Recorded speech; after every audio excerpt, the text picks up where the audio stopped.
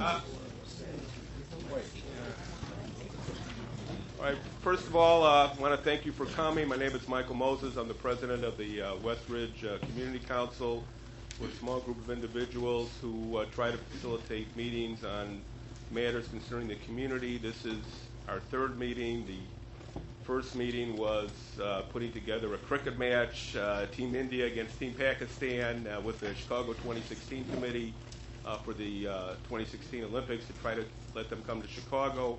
The second meeting was at Devon and Rockwell to take care of the parking problems and have input from the community concerning how people should park there because of the problems we had with the stores and the garage. And this is our third meeting.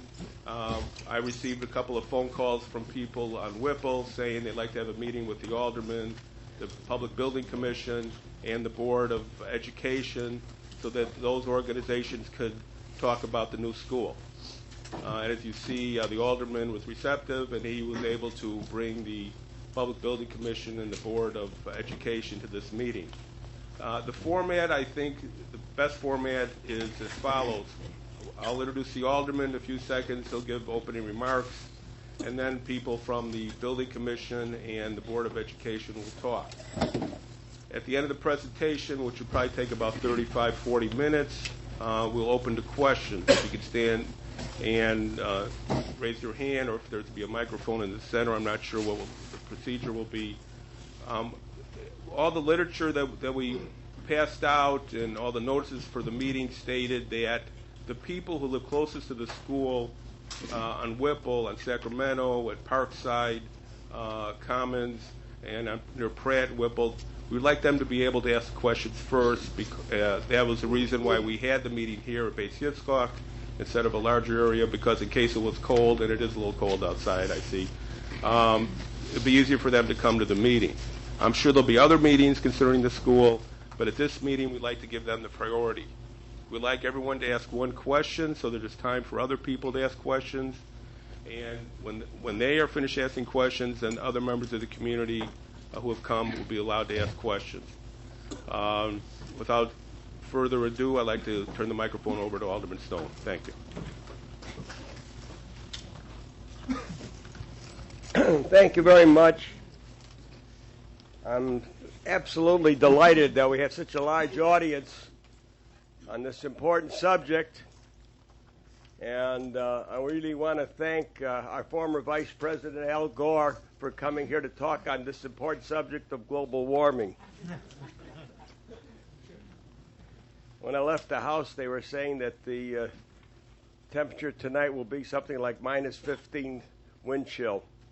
So I'm proud of all of you for taking the time to come out in this kind of weather to hear these people who've come out to talk to you about this neighborhood matter. Now, this is actually the third meeting on the school. The school has has been a subject matter for the last 7 years. And previously there were 2 public meetings, major meetings, on the school. The purchase of the property was more than 5 years ago, and prior to the purchase of the property, there was a public meeting prior to the establishment of the prototype of the school. There was a second meeting, and then now this is the third meeting, and as most of you know, they have already started the major groundbreaking on the school. Now, basically, many of you have wanted to know what effect it will have on the immediate community, primarily as to what is the school going to be, because many of you have said, is it a local school? The answer to that, of course, is yes. It'll only serve a given area. That's why we've passed out the school boundaries. The school is intended to relieve both Boone and Clinton. The boundaries are very clear. Your first speaker is from the Chicago public school system, and he will talk to you concerning the fact that it is a local school. Then you'll have speakers from the Public Building Commission who are in fact building the school. They'll talk to you about the construction, and they'll talk to you about how it affects the local community, and they'll talk to you about the actual school site and what the school will be consist of. We're going to ask you to hold your questions until all the speakers have spoken, and make notes to yourself who you wish to ask questions of, and then after they have completed the complete presentation, then you can direct your questions to any of the speakers. So at this time, we're going to start with the first speaker, who's Jim Dispenza, who is from the Chicago Public School System and is going to talk to you about the demographics and planning. Jim? Thank you, Alderman Stone. Can everybody hear me okay? Speak up a little bit, please. Oh, okay. My name is Jim Dispenza. I'm the Director of School Demographics and Planning for the Chicago Public Schools. I've been working for Chicago Public Schools since 1997, and I've been participating in the capital planning and demographics processes for 8 of those last 12 years. I want to talk just really briefly about what my responsibilities are, and a little bit about the demographics of the area, and a little bit about the process by which the Board of Education approves attendance boundaries, and how that pertains to the type of neighborhood school that we expect will open here. So my responsibilities include monitoring the space utilizations of all the public school facilities throughout Chicago. I provide the district with enrollment forecasts, and I also manage, as I said, I participate in the capital planning process to determine where new schools need to open, maybe where new schools where schools need to close. And I also manage the attendance boundaries. That's all a part of demographics at CPS. Do we have my slide? Can we go to the next one? I can read this off to you. Basically what I do is I spend a lot of time measuring and identifying trends in like 3 very important statistics. And the first is how many public school students attend the public schools in a given part of the city, and then how many public school students reside in a given community. Very often we find that the number of public school students that resides is slightly larger than the number of public school students that attend, because every neighborhood has some students that will go off to magnet schools or somewhere. And then, of course, we're very interested in the capacities of our schools. And that number, unlike the first 2, doesn't generally change from year to year. It's just the number of classrooms. And so as a sort of a backdrop to what we've seen here, this trend, this increasing trend of the total number of public school students that reside, in this case we're looking at the area bounded by Kedzie, Pratt, California, and Peterson. We see citywide, the Chicago Public Schools has experienced a decrease of about 45,000 elementary school students just in the last 5 or 6 years. But all across the city, in various parts, a little bit on the southwest side, a little bit on the far northwest side, and here we see this upward trend. And what has been concerning us greatly, me specifically, is that these Boone and Clinton were already, by any measure, overcrowded as they are today. And so when we see this sort of upward trend in the total number of public school students living in the area that is essentially the western part of the Boone and Clinton's boundary, then we, basically try to accelerate the approval of a new school. So we were successful in this case. I'm very excited about it because this disequilibrium between the students and seats available to them will be remediated by this new school. And so just to close on the topic of will this be a neighborhood school, the answer is emphatically yes. As you probably all know, we have lots of different types of schools. We have magnet schools, gifted schools. About 400 of our 500 elementary schools are neighborhood schools.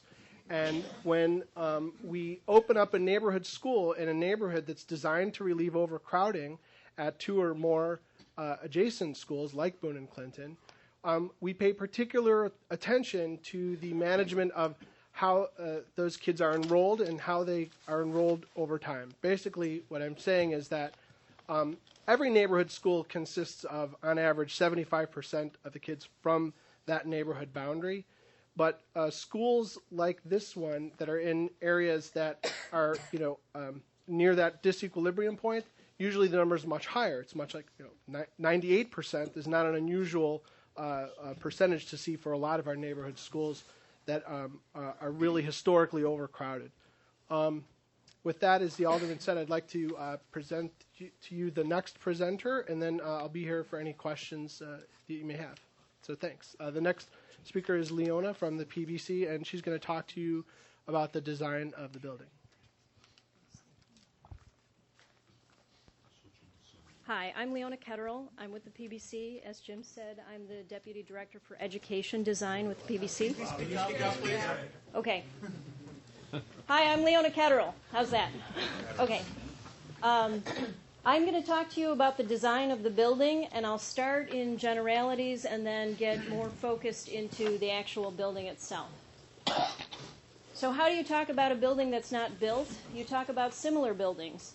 The PBC and the CPS has worked, as Alderman Stone has said, over the past several years developing a prototype. We have a prototype elementary school as well as a prototype high school. Obviously, this is a prototype elementary school. I'm going to show you a few examples of some of the others that are in planning or have been built already. But just typically, the idea of the prototype was to improve the quality of the materials and the quality of the building. We intend for these buildings to last 100 years. They are contemporary but classic designs. They're altered for the neighborhood. I'll say next slide because I wasn't ready. And they're a classic design so that you don't have a trendy building that goes out of style in a couple years. Because, again, these are meant to be durable and last 100 years. Okay, next slide. This is an example. It's Anderson Community Academy. Again, we're looking at durable materials, but we also want them to be inspirational spaces. They're typically 3-story buildings with no basement. They have lots of window area. We all know the benefit of light, natural light in classrooms. You'll see in different areas punched openings in the classrooms, curtain wall windows in corridors and gathering spaces. Next slide. And again, this on the left is Duke Ellington School. We want them to be bright, spacious. The entries shown here on the left and the right show you an example of the bright, safe, clean entry spaces for queuing up of kids after they get off the bus or get dropped off or go for school. The entries have bike racks located nearby. And again, as both Jim and the Alderman said, these are intended to be neighborhood schools. This one will be a neighborhood school, so there are bike racks for a good number of kids to walk or ride their bikes. Okay. So moving to some typical interiors. On the left, you'll see corridor space, again, well-lit, bright spaces. On the right is a typical classroom. They can be durable and still fun. In this particular example, there's some patterning on the floor to activate the space, lots of natural daylight. On the left is a library. The libraries are celebrated spaces in the prototype. They're on the 3rd floor typically. In this school, it would be the 3rd floor. To get in extra daylighting, they're double height spaces. Let's see, what else can I tell you? And then on the right, you see a typical stairwell with a lot of natural light coming in as well. Next slide. Here on the left is a typical music room. They're vibrant, clean, durable spaces that are acoustically tuned. We're trying to promote a state-of-the-art music program, so we give a space that precludes that. On the right is a lunchroom. There's also potential there for use by the community. On the left is a computer room, and on the right is a science lab. Again, state-of-the-art, durable materials, bright, clean spaces, well lit.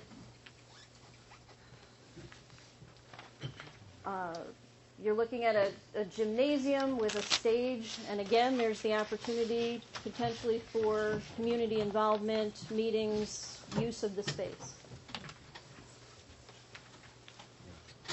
All of the schools their minimum goal is to achieve a LEED Silver rating with the U.S. Green Building Council. If you're not familiar with LEED, which I'm sure probably you are, but it stands for Leadership in Environment and Energy Design. So all of the schools will also incorporate a green roof. This particular school will have 50% of the area of the roof as a green roof. As part of LEED points, but it could also be part of the curriculum of the school. There are recycled materials used throughout the building. For instance, recycled glass in the terrazzo floors. Energy efficient lighting will be used throughout. High efficiency heating and cooling systems are used, and any and all of these high efficiency systems can be made part of the curriculum for the school kids to learn about. Okay. This is another example, Skinner, and this one is pulled back just to give you an idea of how the facade is modulated, because these are big schools in residential neighborhoods, so the facade is broken down into sort of digestible pieces. You're not looking at a massive brick wall. It's divided and made interesting by windows, change of materials, that sort of thing. The heights are also related to the neighborhood. The setbacks are aligned with the neighborhood setbacks. Okay. And then this is Langston Hughes Davis Developmental Academy. This slide of an entry is sort of to lead us to the entry into this particular school, the Boone Clinton School. So this particular school the program is in front of you. I won't read the whole thing. It has off-street parking, 900 student capacity. It will be pre-kindergarten and K through 8 students, 24 classrooms. All of the amenities I've already mentioned, a warming kitchen, play lot for smaller kids, and then play area for older kids. Okay. Could you go back to that last one? Sure.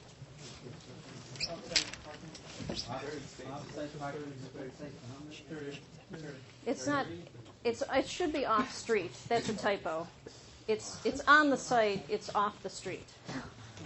Off street. Off street parking.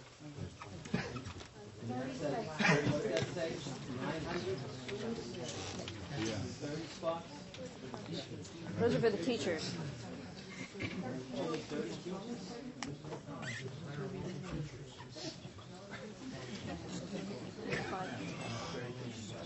Okay, so this is an aerial view of the site with Whipple to the east. North Shore bisects the site, but that will be dead-ended into it. It'll be vacated, and then Peoples Gas on the west. So, some views from the site. I think you're all familiar with it. Okay. This slide just demonstrates the site area for the planned development. We can talk more about the site on the next slide. Okay. I don't have a pointer. Can you point?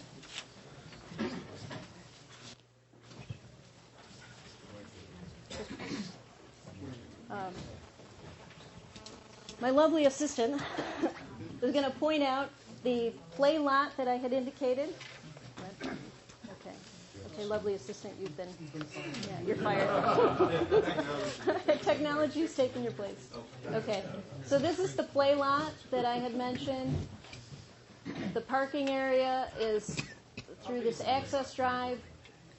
This continues as a green strip, but that is a fire lane. And back here is loading for the kitchen and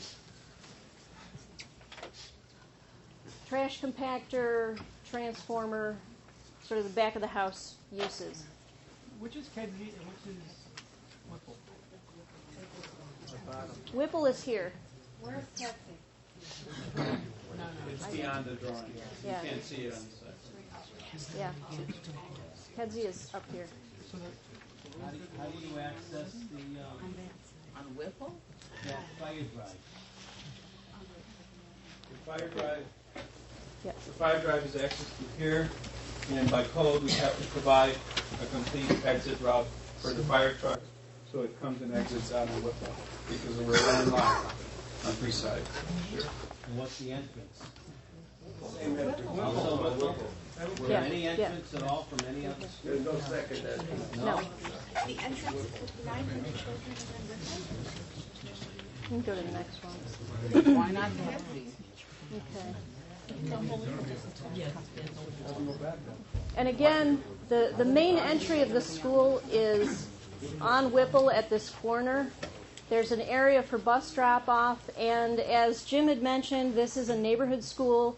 There would be a maximum of 3 buses a day dropping off local kids that may have disabilities, and those would be the ones that would be bused. They wouldn't be bused from a different neighborhood. And that is potentially up to 3 buses. And parent drop-off all along here. And again, primarily kids will be walking. What is the square footage of the building? It's about 105,000 square feet. Okay.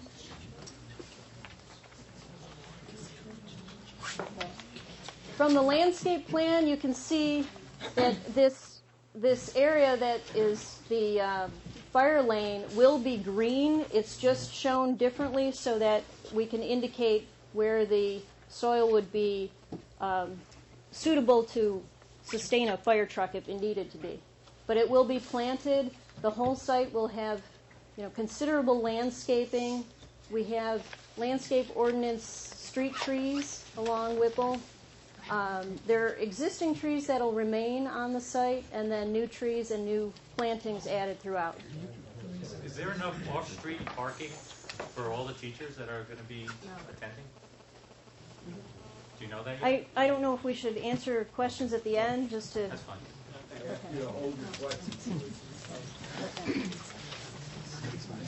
Okay.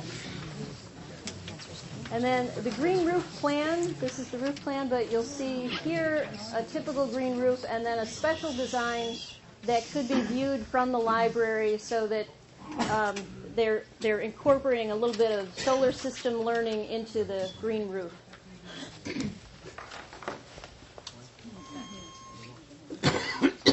It's difficult to show elevations at this size, but all of this is brick. It's a masonry building. Different colors in the masonry for interest. Next slide. And again, masonry building, some louvers. That's it. Okay.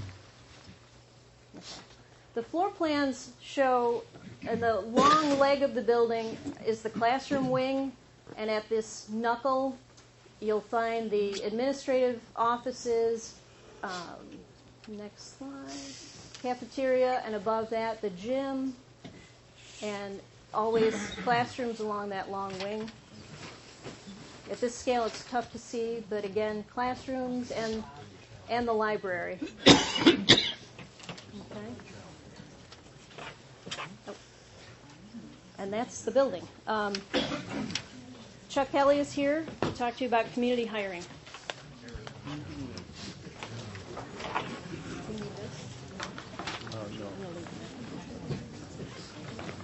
Good evening, everyone.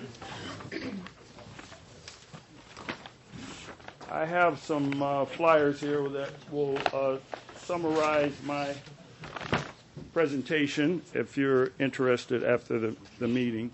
In addition to a great physical structure, the PBC has programs to encourage local residents to work on the project or get started on a career in the construction industry. This project will have a 5% community hiring component. Community is described as the West Ridge area as designated by the U.S. Census.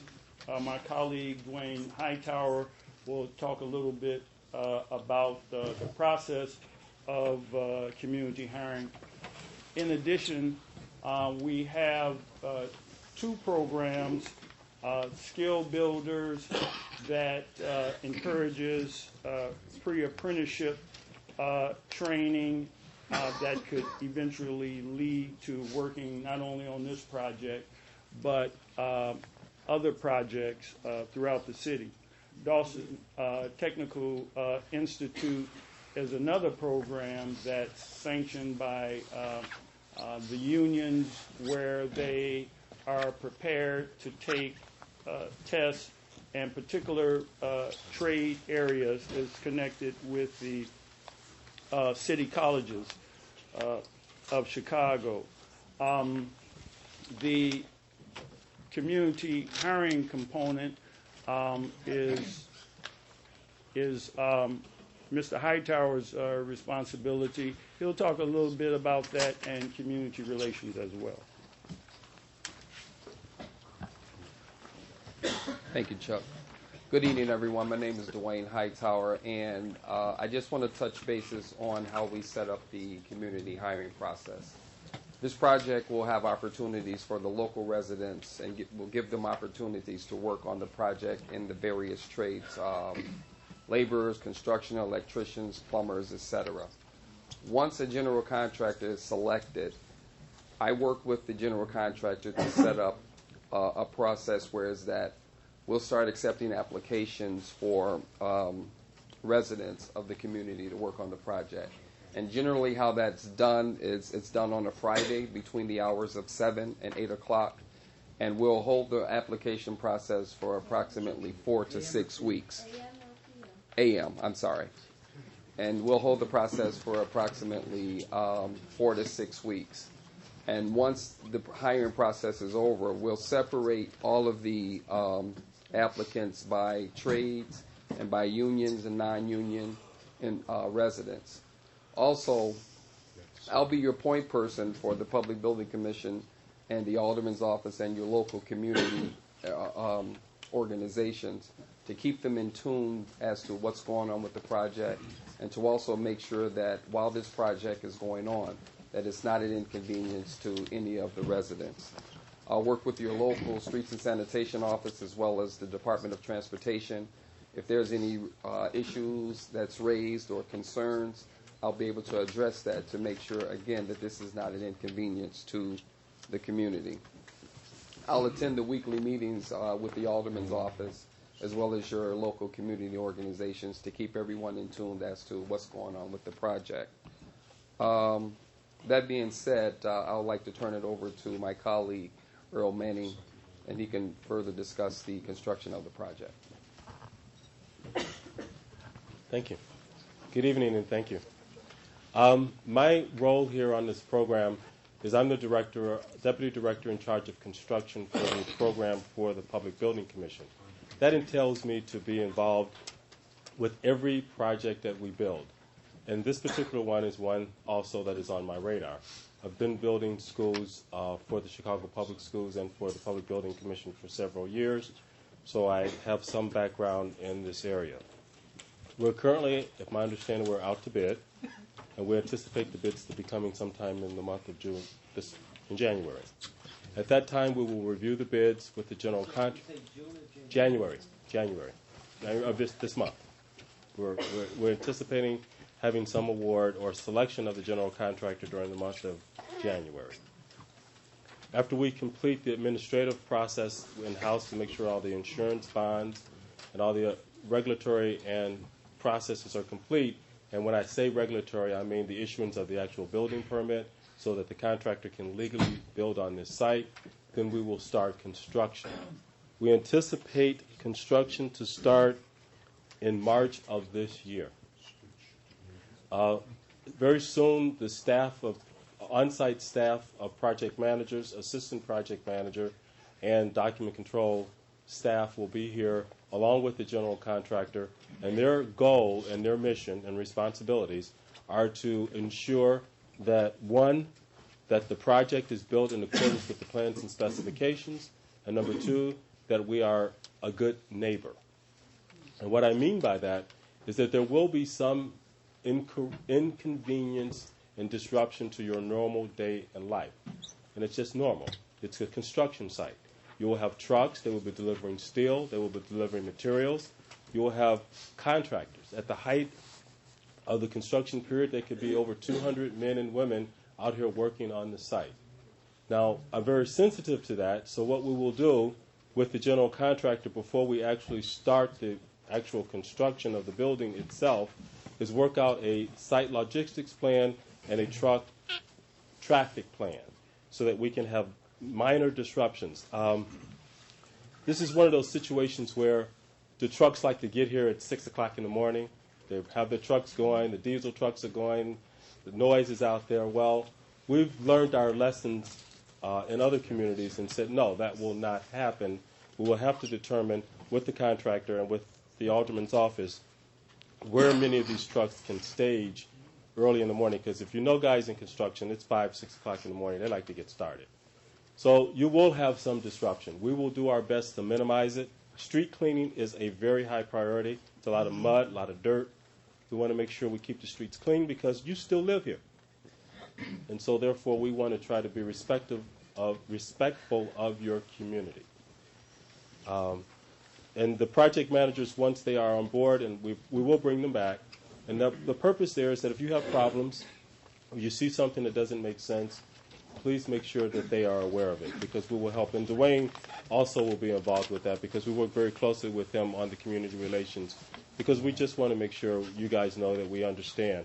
We live in the communities in the city ourselves. The working hours typically start about 6 or 7 in the morning. I think by ordinance it's usually around 7. And many of the contractors normally quit about 3. There will be times when they will want to work overtime. I believe Saturdays are typically when they will try to do some work, or they'll work later in the summer hours when there's more light later in the day.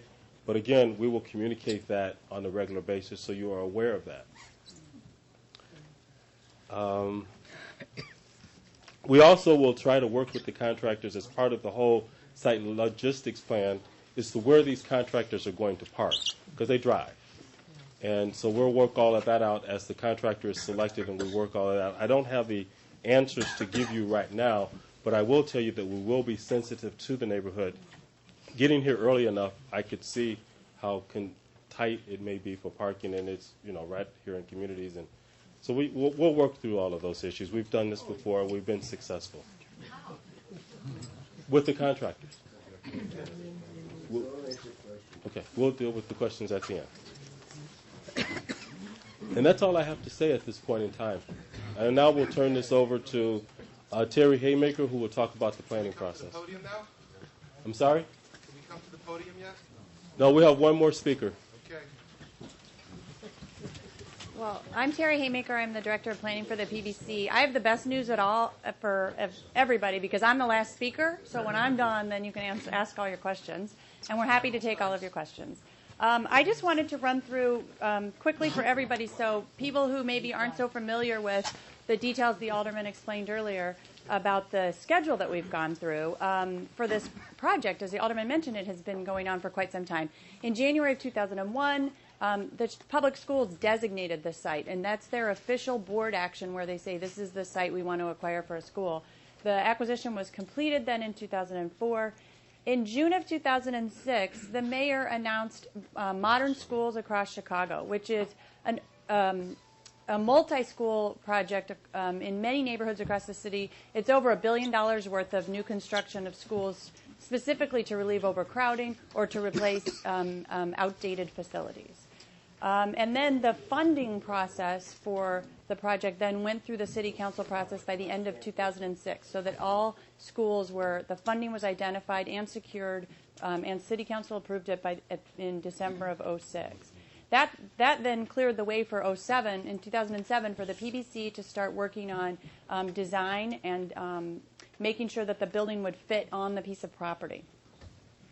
Then, because it's a school and it's over 2 acres, an ordinance requires us to file a plan development, which is the zoning approval for the property. So that was filed in July of 2008.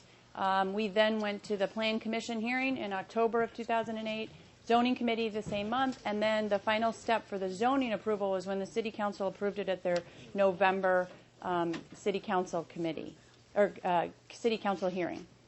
Then we followed that with the issuing for bid in December of 2008, as was mentioned before. Those bids are due back in the month of January, the last week of January.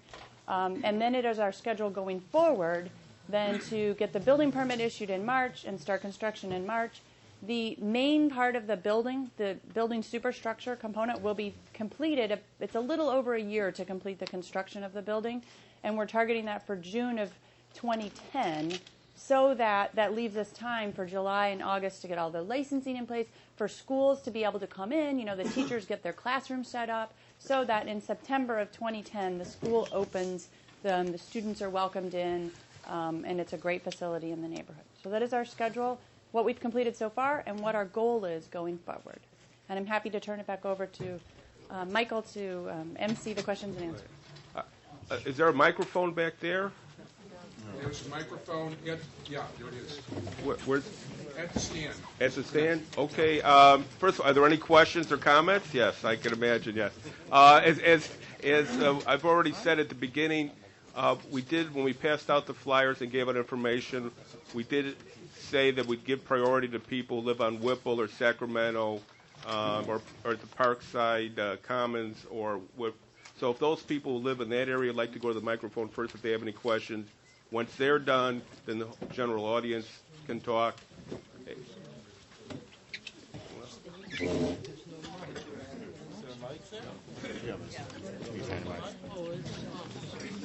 And if you can just one comment or question per person so everyone has a chance to talk. Okay, I'm Coleman Bookbinder. I live at 6619 North Whip. Coleman Bookbinder. Is it? Okay. Yeah, it's real small. Name is Coleman Bookbinder. I'm at 6619 North Whipple. I'm right where the traffic's going to be going in and out of. And I'm not against the school, by the way, but I am concerned about the amount of parking. Since it's on the edge of the district, and we're 3 blocks basically from the nearest buses, I think you're going to have a lot more teachers driving than you do at a normal school. Also, there's only 1 block face for people to park along, as opposed to most schools like Clinton, which have 3 or 4 streets surrounding them. So I would really like to see more parking on site. And if there's not enough room out here, you can probably buy a lot or 2 off of Wayland, which is empty, and backs on the property. So that's it. All right, thank you. I'll just explain for people how the parking number was determined.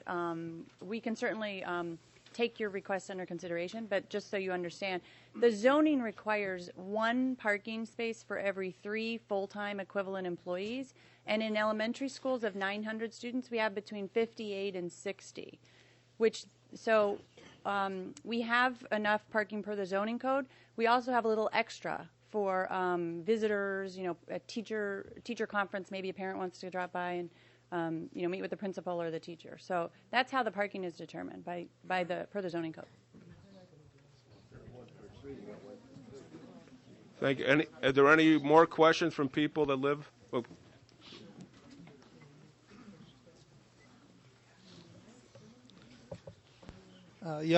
Even I live a half a block from here.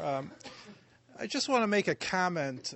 The comment is that we know, for example, with community policing, it's now known that the best way, the people who know most about the community is the community. And regretfully, up to this point, as far as I'm concerned, as far as I know, the community has not been involved in any fashion. No amendments were asked to the community. No indication was given to the community. The last meeting that was supposed to okay the commission was on Sukkot. Sukkot is a holiday we can't even travel. No input whatsoever.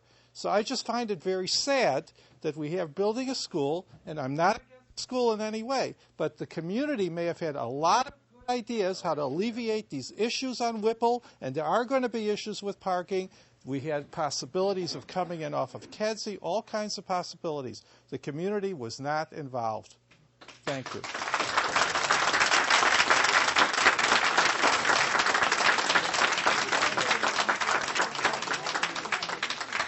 Well, I mentioned the meetings that were held years ago. Please, there was a meeting in 2004 and there was a meeting in 2007.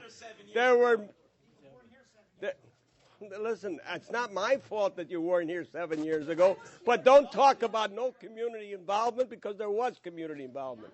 And as far as how many of you were aware of the Plan Commission meeting? That wasn't on Sukkot. That was before Rosh Hashanah. Where were you? I wasn't, and I know most of what's going on in this community.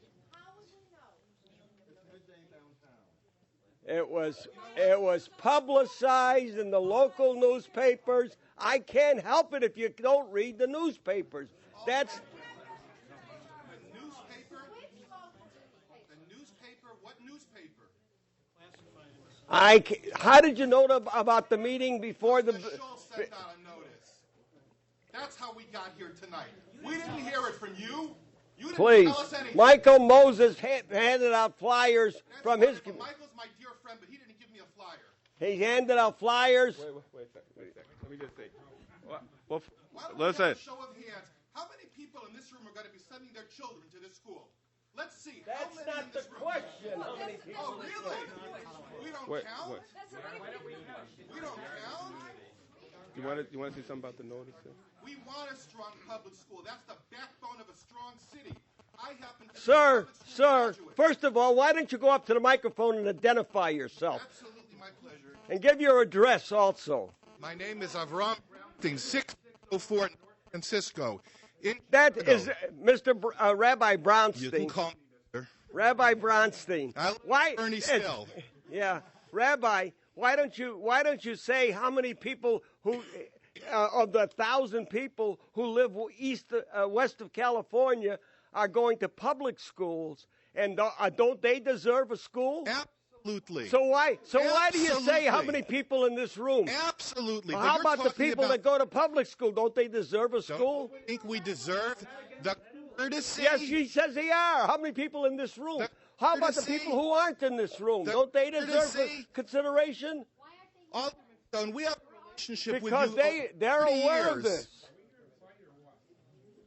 this. Rabbi Brownstein has raised the question. I'm not raising the question. He's raised the question. First of all, Rabbi, you've raised the question. Let me answer it. Number one, you're not directly involved. You're not on Whipple. I am. I'm on Whipple. Hold it. I'm answering Rabbi's question. You can call me Rabbi Brownstein. All right, Rabbi. Rebbitzin. I'll call you Rebbitzin Brownstein. No, I'm not a Rebbitzin either, but I'll tell you something. I hear everybody up here very liberally throwing around the word community. Every single one up here liberally throwing it around.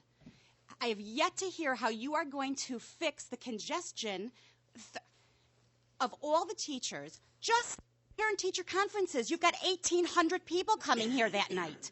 How are you going to park Can I these ask people? you a question? Sure. How many parent-teacher conferences are there during a year? I don't know. Year? Children How many didn't are there attend during a public year? school. How many are there during a year? Two? 2 a year? Don't Do you they think? have performances? Do they have school curricular activities? Do you have performance? games? Where do your Do they kids? have Where do your sales? kids go to school? My children aren't into school anymore. Well, where did they go They to school? Beis Yaakov. Weren't they entitled to have it at Beis Yaakov? Entitled to have what at Beis Yaakov? Entitled to have what at Beis Yaakov? I mean, look, What's fair is fair. You are going to service this community.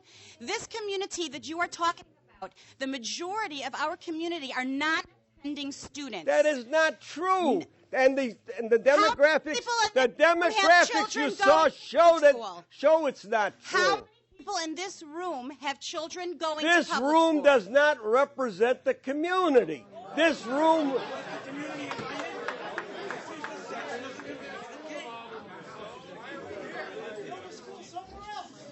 What are you going to do about the congestion? What are you going to do on Whipple when I can't pull out of This room represents a portion of the community. You don't represent the entire community. Then have a meeting where the whole community is invited. I tried. You know what? The whole community is worried about how many people are going to be taking over Chippewa. How many people are going to take over Chippewa? I have not. After Why the do you? hours of school, You think I represent the Chicago Park District too? I don't represent the Chicago Park You should bring them District. in. They're part of the community. But I don't represent the Park District. Who says that? Who said that? Will you identify yourself? Why don't I represent you? Now, hold on. You've raised the question. I ask you point blank, why do you say I don't represent you? Yes, for 36 years I've represented you and represented you well. I'd like you to tell me why I don't represent you.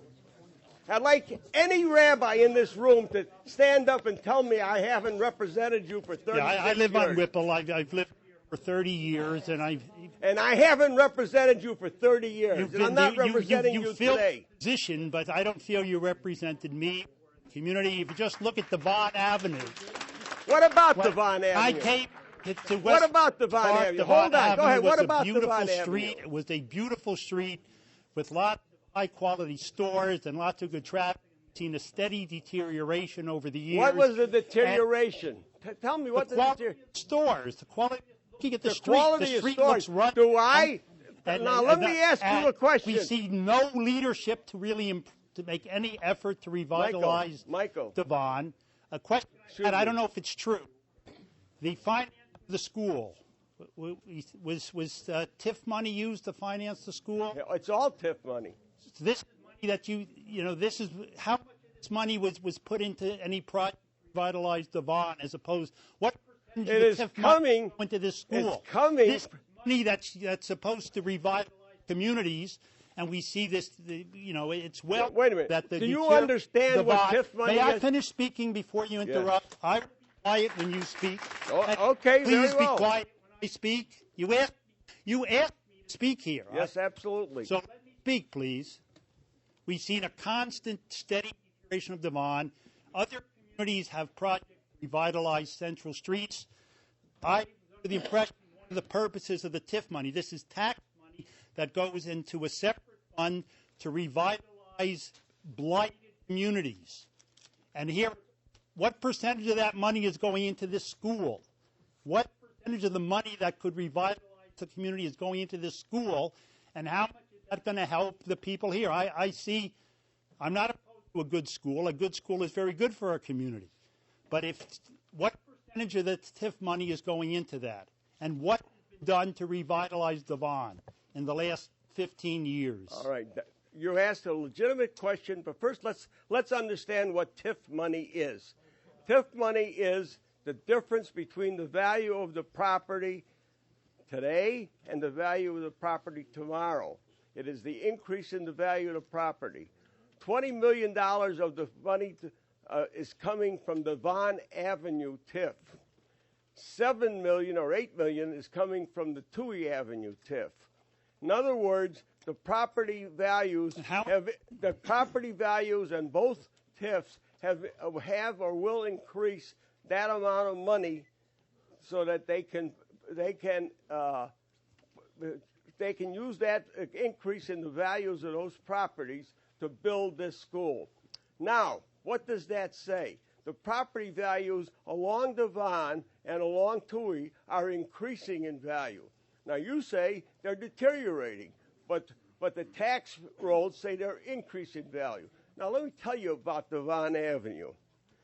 If I told you, you're not going to believe this, but if I told you that a 30-foot lot on Devon Avenue sells for more money than a 30-foot lot on Michigan Avenue in the $1 million mile. It sells for more.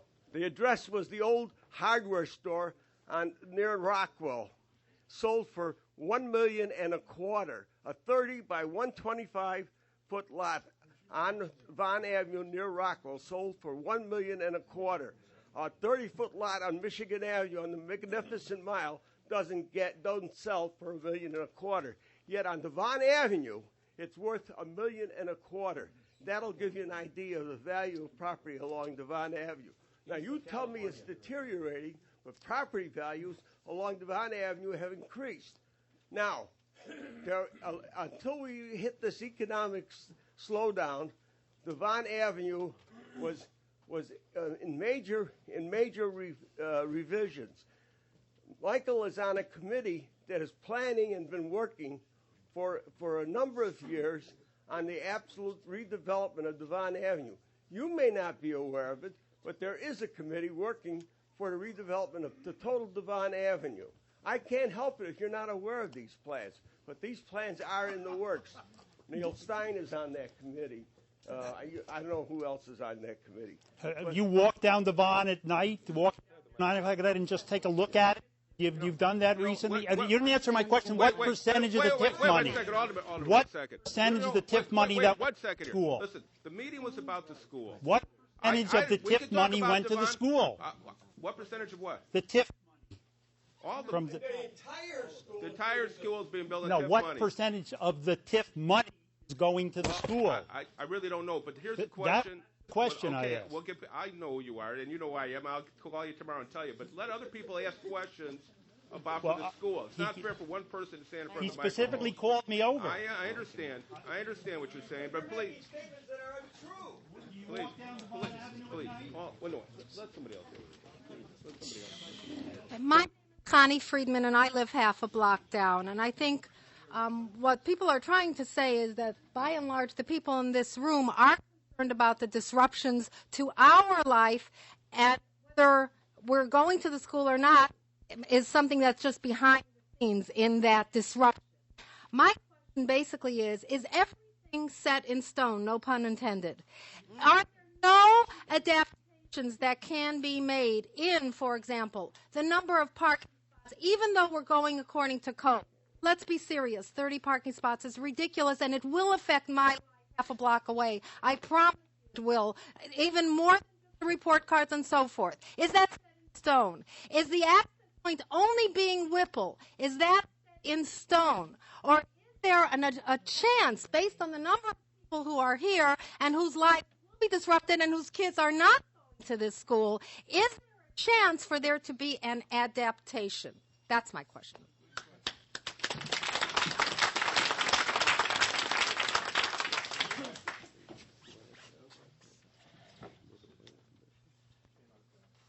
In terms of the, next question, right? In terms of the parking spaces, it's something we can take back and explore. I'd like to look in further detail at what other schools have and how they function, because we haven't done that sort of research yet. So we're going to go back and take a look at the number of parking spaces. Right, in residential areas, right. You didn't explore it yet? Wait a second, please. Let her answer the question, and then another question could be asked. According to CPS, 30 is an average number of spaces for schools. Some schools have more, some schools have less. And I mean, people adapt, or people take the bus, people carpool. I mean, that's how people, function. We can go back and look at it. I can't say it's going to change, but we can go back and look at it. The access, there aren't any other streets, so I don't know how you would. A driveway to kids. Come on. We've been working on that for 3 years anyway. But as late as this morning, we were trying to work out another access point. We keep running into roadblocks, and I'll tell you what the roadblocks are, so you'll understand.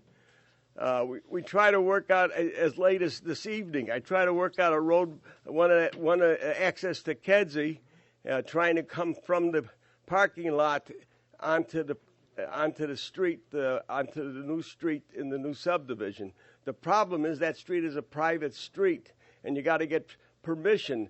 The plan development specifically calls for that to be a private street, which means that every single property owner would have to sign off on it. They're not going to sign off on it. There aren't any property owners at the moment.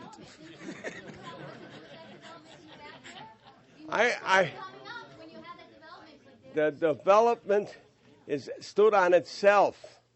You cannot. Of course, they had my approval for the development. I wanted to approve the land, which I try also to make a trade of land with them to put the school on Kedzie. The only problem I had is they only had 2 acres. I tried to trade, and Michael was part of that meeting. We tried to trade the land on Kedzie for the land over here. But will you let me answer, please? Their land was insufficient to place the school on Kedzie. Otherwise, we would have traded the land on Kedzie for the land on Whipple. So you're aware that there are problems with congestion and traffic. You know that there's We've looked for land. We looked for land for 5 years. It took us 5 years to get this piece of land. too bad for us to live on this street and can't get our kids to school. It's too bad for the kids that were meeting in the stage of Clinton. It was too bad for the kids that were meeting in the hallways of Boone. If you have no concept of the overcrowding that was going on in those 2 schools. Now, one of the things you raised a question, and has been raised before, is most of the people in this room don't have kids that go to the public schools. And yet you want to talk about those kids that are living under impossible conditions, that are learning under.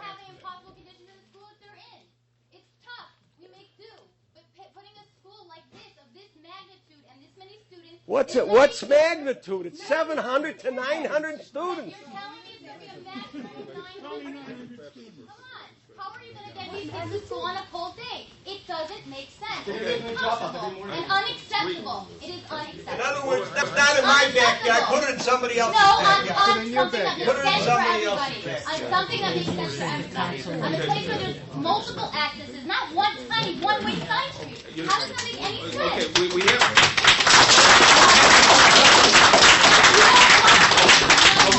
We do have someone, Jennifer, who did a traffic study on this property for the school, and she's going to say a few words to talk about this issue.